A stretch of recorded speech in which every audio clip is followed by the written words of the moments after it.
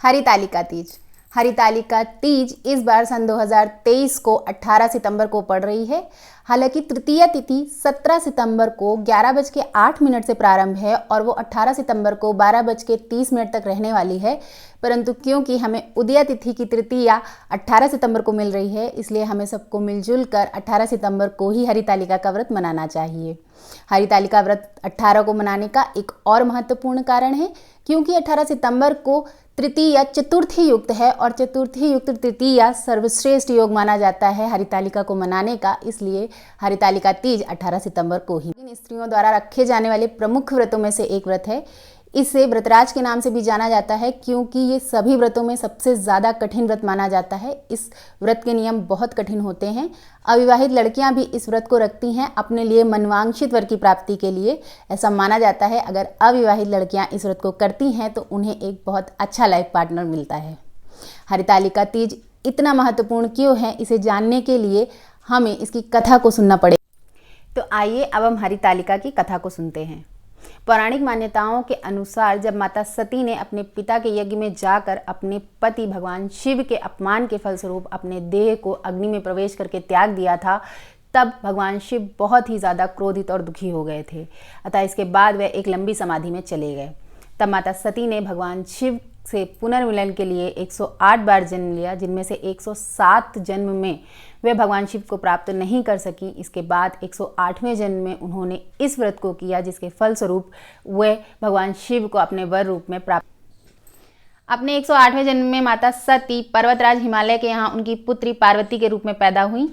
पार्वती बचपन से ही भगवान महादेव की बहुत बड़ी भक्त थीं। जब वे बड़ी हुई तो उनके पिता ने उनका विवाह भगवान विष्णु के साथ तय कर दिया। जब ये समाचार माता पार्वती को मिला तो वे बहुत दुखी हो गईं। उन्होंने अपना ये सारा दुख अपनी सहेली को बताया। तब उनकी सहेली ने उनसे कहा कि तुम किसी ऐसे जंगल में चली जाओ जिसका पता तुम्हारे पिता को ना हो। अतः वे उन्हें एक ऐसे जंगल में ले गई और वहां ले जाकर एक गुफा में पार्वती ने बालू के एक शिवलिंग को तैयार किया तथा अन्न और जल त्याग कर रात भर उस शिवलिंग की पूजा की, तपस्या करी, रात्रि भर जागरण किया, जिसको करने से महादेव माता पार्वती से प्रसन्न हो गए और माता पार्वती के समक्ष प्रकट होकर उन्होंने वर मांगने के लिए कहा। तब माता पार्वती ने भगवान शिव को अपने वर के रूप में मांग लिया। जिस दिन माता पार्वती ने बालू के शिवलिंग बनाकर ये पूजा की थी, उस दिन भाद्रपद मास की शुक्ल पक्ष की तृतीया तिथि थी और हस्त नक्षत्र था। इसलिए उसी दिन से इस दिन को हरितालिका के रूप में मनाया जाने लगा।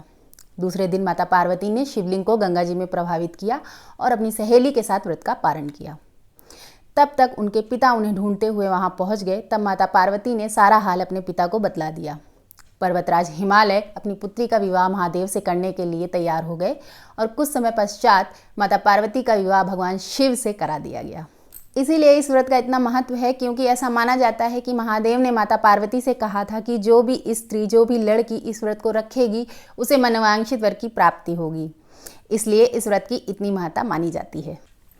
इस दिन पूजा का शुभ मुहूर्त सुबह 6:07 से लेकर 8:30 तक का है और शाम को प्रदोष काल में पूजा का समय 6:23 से 8:30 तक का है।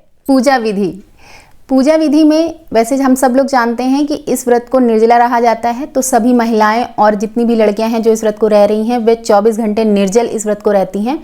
तो सुबह आप जल्दी उठ जाएं, नहा धोकर भगवान की पूजा मुहूर्त अनुसार कर लें और हाथ में जल लेकर आप इस व्रत का संकल्प अवश्य करें। अपनी मनोकामना मांगें, भगवान भोलेनाथ माता पार्वती से अपनी मनोकामनाएं मांगें और उसके बाद नियमित तौर पर पूजा करें। शाम में पूजा का शुभ मुहूर्त 6:23 से 8:30 तक का है। तो इस वक्त आप चौकी लगा लें, आप मंडप सजा लें। उसके बाद आपको मिट्टी के और बालू, थोड़ी सी बालू और मिट्टी मिलाकर आपको मूर्तियां बनानी हैं गणेश भगवान, माता पार्वती और भोलेनाथ की। मिट्टी और बालू को मिलाकर गणेश भगवान, माता पार्वती और भगवान शिव की मूर्तियों को बना लें।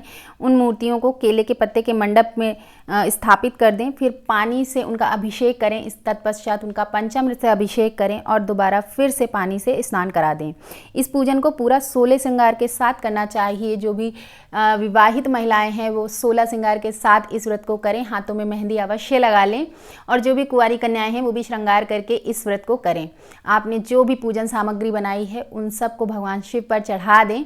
अगर आप समूह में पूजा कर रही हैं तो पंडित जी आपको इस व्रत की कथा अवश्य सुनाएंगे, और अगर आप समूह में व्रत नहीं कर रही हैं, आप घर पर हैं, अकेली हैं, तो अपने हस्बैंड को बोल सकती हैं कि वे आपको इस व्रत की कथा सुना दें, और अगर आप बिल्कुल ही अकेली हैं तो आप खुद भी इस व्रत की कथा सुन सकती हैं। वैसे तो जो भी महिलाएं समूह में इस व्रत का पूजन करती हैं वे रात्र में रात्रि जागरण करती हैं, और इस व्रत में विधान भी रात्रि जागरण का ही है। परंतु यदि आप अकेली हैं तो आप अपने पूजन को संपन्न करके क्षमा याचना करके वहीं भगवान के समीप ही सो सकती हैं। अगले दिन सुबह प्रातःकाल भगवान की पूजा करके उन्हें भोग लगाकर उनकी जो भी मूर्तियां हैं उनको गंगा जी में प्रवाहित कर दें, और उसके बाद अपने व्रत का पारण करें। वैसे तो इस व्रत के नियम बहुत कठिन होते हैं, क्योंकि इसमें निर्जला व्रत रहा जाता है, वो भी पूरे 24 घंटे का।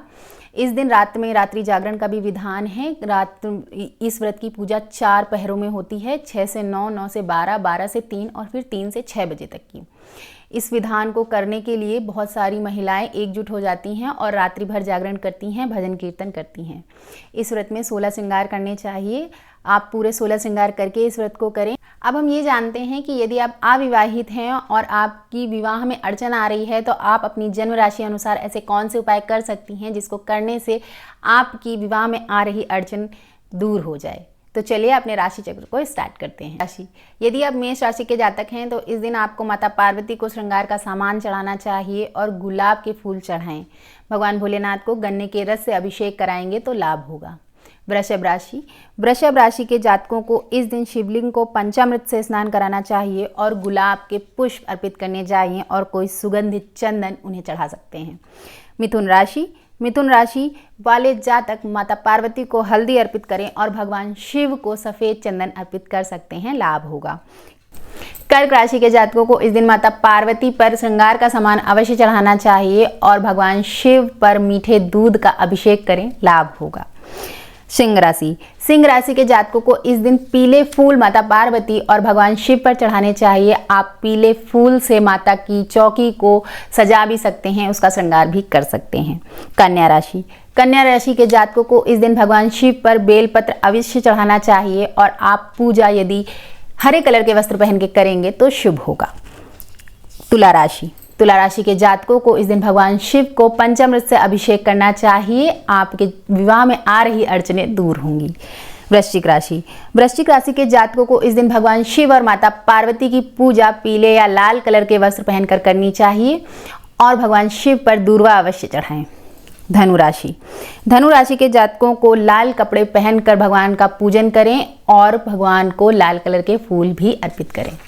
मकर राशि, मकर राशि के जातकों को इस दिन मंदिर जाकर भगवान शिव के शिवलिंग के समीप घी का दीपक जलाना चाहिए। कुंभ राशि, कुंभ राशि के जातकों को इस दिन भगवान शिव पर सफ़ेद कलर के फूल अवश्य चढ़ाने चाहिए।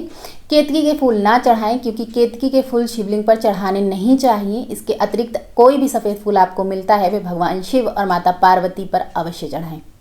मीन राशि, मीन राशि के जातकों को इस दिन पीले वस्त्र पहनने चाहिए और श्रृंगार की सामग्री माता पार्वती को अवश्य चढ़ाएं। जो भी विवाहित महिलाएं हैं वो सब माता पार्वती को श्रृंगार की सामग्री अवश्य चढ़ाएं और एक बैना अपनी सासू माँ के लिए अवश्य निकाल कर रखें। अपनी पूजा संपन्न करने के बाद अपनी सासू माँ का आशीर्वाद लेकर वह बैना उन्हें दें। और आप सभी को हरितालिका तीज की हार्दिक शुभकामनाएं। आप सभी का व्रत मंगलमय हो। अगर आपके कोई सुझाव बॉक्स पर अवश्य बताएं। हम अगले वीडियो में पुनः मिलेंगे, तब तक के लिए नमस्कार।